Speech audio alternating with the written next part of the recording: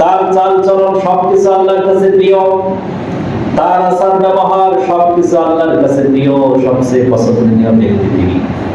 সেই ব্যক্তি আজকে পৃথিবীতে নাই।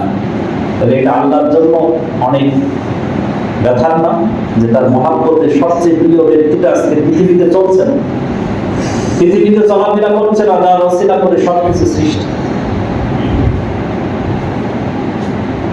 এখন তার মতো যদি কাউকে পায় তাহলে সেটাও আল্লাহর কাছে প্রিয় হয়ে যায়। কি কোন মা বাবার সন্তান যদি হারিয়ে যায় কি মারা যায়, তাহলে সন্তানের মতো যদি কাউকে ডাকি তা তার প্রতি মায়া মহব্বত বেড়ে যায় কিনা, যে আমার ছেলের মতো দেখতে, এ আমার মেয়ের মতো দেখতে, আমার সন্তানের মতো দেখতে। আজকে আমার সন্তান এত বছর নাই, হারিয়ে গেছে, তার প্রতি মহব্বত যেমন তৈরি হয়, তার চেয়েও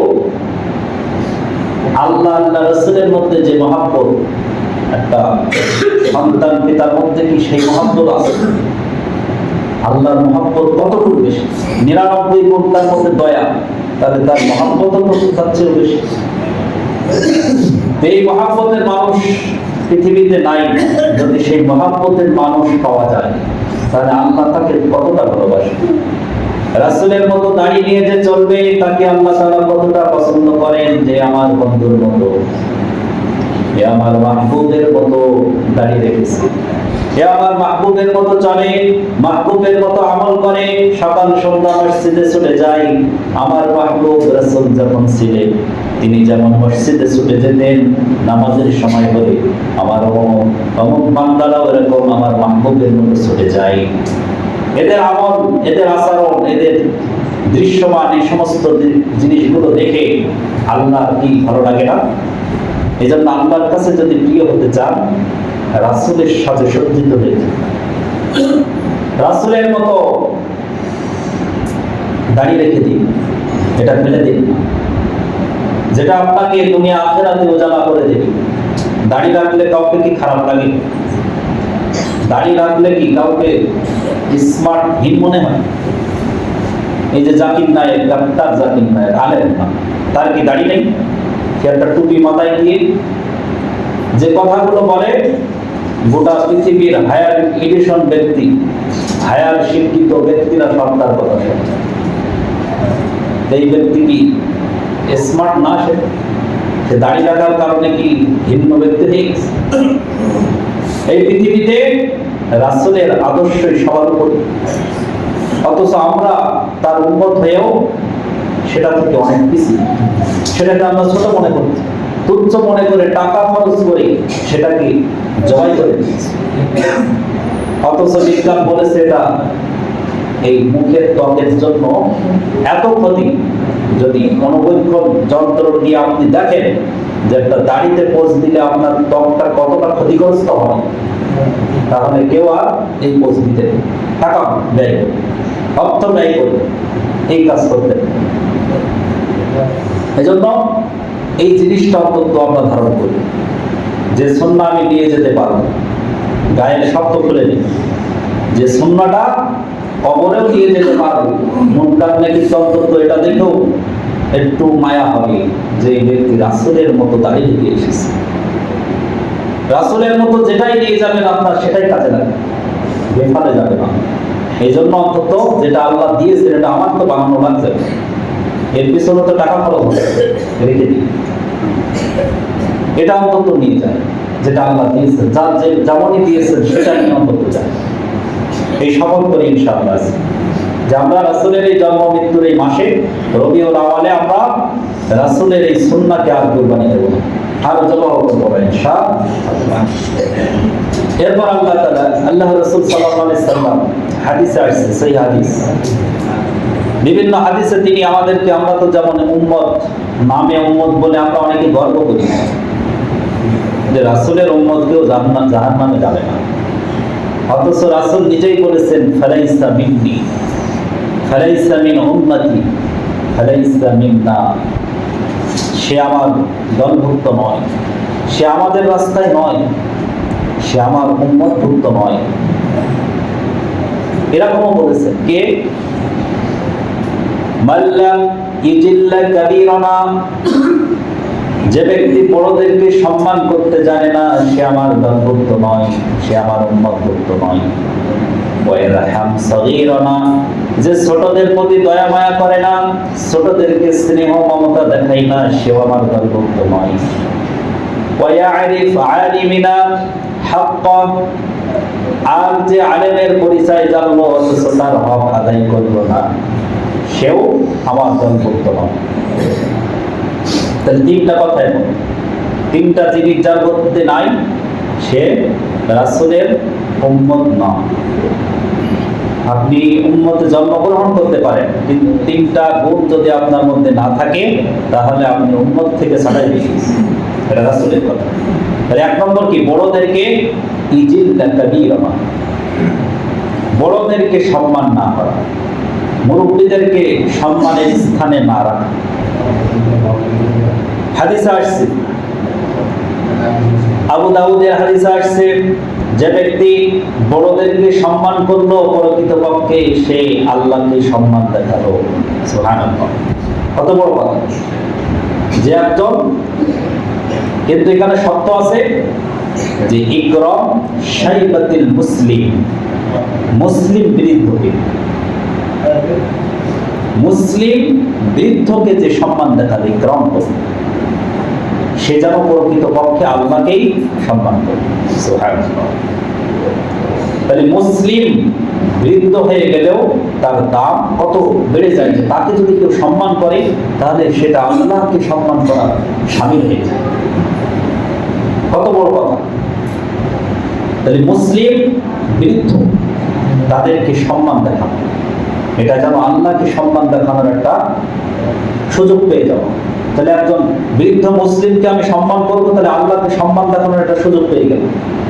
আপনি আল্লাহকে সরাসরি সম্মান করতে পারবেন না। তাহলে এজন্য সহিহ বুখারীর হাদিসে আসছে কি, যে কেউ যদি, আমি তোমার সামনে গিয়েছিলাম সাহায্যের হাত বাড়িয়ে, তুমি আমাকে দেও, বলে আল্লাহ আপনি সাহায্যের হাত বাড়িয়েছেন বলে, বলে কোনো অসহায় ব্যক্তি কি যায়নি তোমার সামনে? তোমার সামনে কি কোনো অসহায় ব্যক্তি হাত পাতেনি? তাকে যদি কিছু দিতে তাহলে আমাকেই দেওয়া হবে। কি কারণে? কারণ তাকে অসহায় বানিয়েছে কে? আল্লাহ।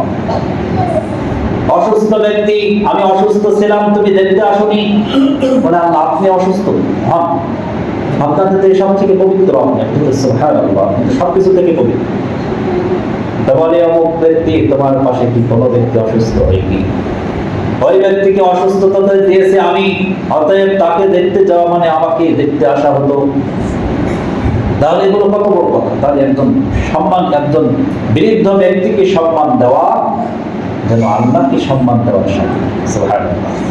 এছাড়াও তিরমিজি শরীফের হাদিসে আসছে, যদি কোনো যুবক কোনো বৃদ্ধকে সাহায্য সহযোগিতা করে, আমি তখনই লিখে দেই যে এই যুবক যখন বৃদ্ধ হবে তখন তার জন্য সাহায্যকারী আমি তৈরি করে দিয়ে দেই। সুবহানাল্লাহ। তাহলে আমি এখন কোন বয়স্ক ব্যক্তিকে যে সহযোগিতাই করি না, সেই সহযোগিতা আমার একটা প্রতিদান। আমি যখন এরকম অসহায় হয়ে যাব, আল্লাহ আমার জন্য এই সহযোগিতা অবশ্যই তৈরি করে দিবেন। আল্লাহ কি ভুলে যাবেন? আল্লাহকে ভুলে যান? কোনো কিছু ভুলে যাবেন। আপনি যে প্রতিদানই করবেন সেটা অবশ্যই পেয়ে যাবেন, দুনিয়া এবং আখিরাত। তাহলে মানুষের মধ্যে কয়েকটা, যারা যুবক আমরা, তাদের জন্য এটা অনুকরণীয় যে আমরা এখন উঠছি, উপরে উঠছি, এখন ওঠার বয়স, এই সময় শরীরের শক্তি থাকে, কোনো কিছু পরোয়া থাকে, কিন্তু আমাকেও চিন্তা করতে হবে যে এক সময় আমিও নামবো।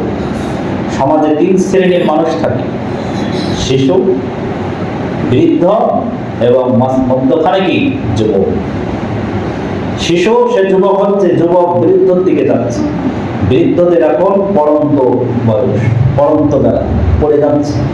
তাদেরকে যদি আমি উঠতে যে একটু ধরি, আমার ওঠার বয়স, এই ওঠার বয়সে যদি আমি ধরি, আমারও তো পড়ার সময় আসছে, আমি উঠতে উঠতে কতদূর উঠবো? আমাকে নামতে হবে, যতদূর উঠবো ততদূর আমাকে নামতে হবে। সেই নামার সময় আল্লাহ এই ওঠার যারা উঠবে তাদের মধ্য থেকে সাহায্যকারী আমাকে তৈরি করে রেখে দিবেন। সুবহানাল্লাহ। এজন্য বৃদ্ধ সম্মানীয় ব্যক্তি যারা, তাদেরকে সম্মানের স্থানে রাখা, তাদের সাথে কথা বলে কাজ করা, তাদের একটু যেভাবে হোক একটু সম্মান দেখা, এটা জীবনের অনেক বড় কল্যাণ ডেকে আনে। এবং আমাদের এই যে শিশু, বৃদ্ধ, যুবক, এটার মাধ্যমে কি হবে? সবার মধ্যে একটা সম্প্রীতি তৈরি হবে। এই সম্প্রীতি যদি না থাকে তাহলে আপনার অর্থ থাকতে পারে, শান্তি থাকবে না। আপনার অনেক জায়গা জমি থাকতে পারে, কিন্তু কি থাকবে না? সুখ শান্তি। এটা আলাদা জিনিস। এই জিনিসটা হারিয়ে যাবে যদি এই সম্প্রীতি না থাকে। শিশু, বৃদ্ধ, যুবক সবার মধ্যে একটা সম্প্রীতি থাকতে হবে। দ্বিতীয় কথাই রাসূল সাল্লাল্লাহু আলাইহি সাল্লাম বলেছেন, ওয়ায়ারহাম সগীরানা। তাহলে বৃদ্ধরা যেমন সম্মান পাবে, এই পাওয়ার উপায় হলো কি? আবার এই বৃদ্ধরাও আবার কি করতে হবে? ওয়ায়ারহাম সগীরানা, যারা ছোট তাদেরকে ইরহাম করা, রহম করা, একটু দয়া করা, স্নেহ মমতা দেখানো। তাহলে আমি যদি সম্মান পাওয়ার উপযুক্ত হতে চাই, তাহলে আমাকেও কি করতে হবে? ছোটদেরকে স্নেহ করতে, তাহলে সেও আমাকে সম্মান করবে, এটাও বুঝতে হবে। আবার আমিও মায়া মমতা পাইতে হলে আমাকেও তাকে সম্মান দেখাতে হবে। আমি যদি বড়দের থেকে স্নেহ মমতা পেতে চাই, তাহলে আমাকে তাকে সম্মান দেখাতে হবে। আর আমি যারা বয়স্ক, আমরা তাদেরও চিন্তা করতে হবে কি, যে আমিও যদি ইকরাম সম্মান পেতে চাই, তাহলে আমাকেও তাকে একটু ছাড় দিতে হবে। সে ভুল করবে, আমাকে মমতা মহাব্বত দিয়ে সেই ভুল সংশোধন করবে, ধমক দিয়ে হবে। শিশু বাচ্চাদেরকে রাসূল সাল্লাল্লাহু আলাইহি সাল্লাম যেমন মহব্বত করতেন, একটা হাদিস বলে শেষ করতেন। রাসূল সাল্লাল্লাহু আলাইহি সাল্লাম খাইতে বসেছেন, উম্মে হারিস রাদিয়াল্লাহু তাআলা আনহা এসেছেন শিশু বাচ্চা বলে। সেই শিশু বাচ্চাকে দেখে রাসূল সাল্লাল্লাহু আলাইহি সাল্লাম খাওয়া থেকে উঠে গেছেন, উঠে যেয়ে তাকে কোলে নিয়েছেন, কোলে নিয়ে বসেছেন। তার মহব্বত পেয়ে, আদর যত্ন পেয়ে পিশাব করে দিয়েছে। শিশু বাচ্চারা কি দেখবেন যে ভালো জায়গা পাইলেই পিশাব করে, যেখানে সেখানে করবে। একটু ভালো আদরের জায়গা পাইলেই আরামে আনন্দে কি পিশাব করে। রাসূলের গায়ে পিশাব করে দিয়েছে, যিনি সবচেয়ে পবিত্র, যিনি সবচেয়ে সম্মানীয় ব্যক্তি। রাসূল সাল্লাল্লাহু আলাইহি ওয়াসাল্লাম কেবল ধমক দিয়ে ফেলে দিলেন না, মুস্কি হাসলেন, পানি আনালেন, এনে পবিত্র করলেন, তাকে আরো আদর করলেন, ধমক দিলেন। রাসূলের কোলে পেশাব করে দিয়েছে, যে এনেছে সে তো মনে করছে যে কি বলে আমাকে, যে আমার সন্তান পেশাব করে দিয়েছে। সেই হাদিস বর্ণনা করেছেন যে আমি দেখেছি যে রাসূল কোনো ধমক দিলেন না, আরো বরং খুশি হয়ে গেলেন, তাকে আরো বেশি আদর করলেন, খুশি হয়ে গেলেন। তাহলে এইভাবে শিশু বাচ্চাদের এই যে কষ্ট দেওয়া, এটাও মেনে নেওয়া, এটাও সওয়াবের কাজ। সহিহ বুখারী হাদিসে আসছে, মাল্লা ইয়ারহাম ওয়ালা ইউরহাম। তুমি যদি দয়া না করো, তাহলে তুমি আল্লাহ থেকে কখনো দয়া পাবে না। তুমি যদি কাউকে দয়া না করো, তাহলে তুমিও কখনো দয়া পাবে না। ইরহাম শব্দ দিয়েছেন যে তুমি দুনিয়া এবং আখিরাত উভয় জাহানে তুমি কোনো দয়া পাবে না। একজন সাহাবী বলছেন, ইয়া রাসূলুল্লাহ, হাসান হোসেনকে রাসূল সাল্লাল্লাহু আলাইহি সাল্লাম চুমা দিচ্ছেন, চুমা। একজন সাহাবী এসে বললেন, ইয়া রাসূলুল্লাহ, আপনি চুমা দেন বাচ্চাদের? আমার 10টা সন্তান, আমি জীবনে কখনো কাউকে চুমা দেইনি। তখন রাসূল সাল্লাল্লাহু আলাইহি সাল্লাম বললেন যে তোমার মধ্যে যদি আল্লাহ দয়া উঠিয়ে নেন, তোমার মধ্য থেকে যদি আল্লাহ দয়া মমতা উঠিয়ে নেন, তাহলে আমার কি করার আছে? এটা সহিহ বুখারী হাদিস। তাহলে শিশু বাচ্চাদেরকে আদর করা, যত্ন করা, চুমা দেওয়া, এটা নিজের মধ্যে যে দয়া আছে, মমতা আছে, এটার প্রকাশ। আর এই দয়া মমতা যদি আমি দেখাই, তাহলে আল্লাহ তাআলাও আমার প্রতি দয়া মমতা দেখাবে। আর এইভাবেই তো সম্প্রীতি গড়ে উঠবে পৃথিবীতে তো কিছু নেই। এই পৃথিবীতে আসলে যা দেখা যায় সব ধোঁকা, আসলে কিছু না। কিন্তু যেটা দামি জিনিস সেটা হলো এই মহব্বত, যেটা দেখানো যায়। সেই জিনিসটা অন্তত কেন হারাবো? আল্লাহ দিয়েছেন, কেন আমি ইচ্ছাকৃতভাবে এটা ত্যাগ করে দেব? কেন সেই মায়া মহাব্বত কেন দেখাবো? আমার মধ্যে সম্মান করার শক্তি আছে, কেন সেই সম্মান দেখাবো না?